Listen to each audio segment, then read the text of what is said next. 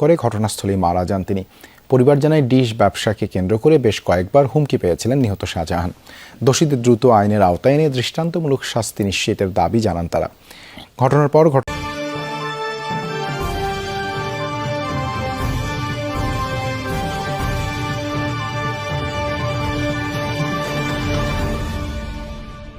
ঘটনাস্থল পরিদর্শন করেছে পুলিশ ও সিআইডির ক্রাইম সিন ইউনিট।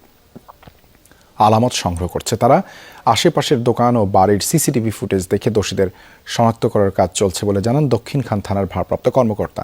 এই ঘটনায় মামলা প্রক্রিয়াধীন। সন্ধ্যার পর ওনাদের বাসায় একটা অনুষ্ঠান ছিল, অনুষ্ঠান শেষ করে উনি চলে আসছে কাজের জন্য।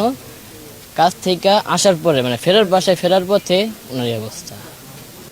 এই ভিতরে পিছিয়ে যারা আছে তাদেরকে যেন খুব দ্রুতভাবে এটা আইনের আওতায় নেয়, প্লাস তাকে শনাক্ত করে।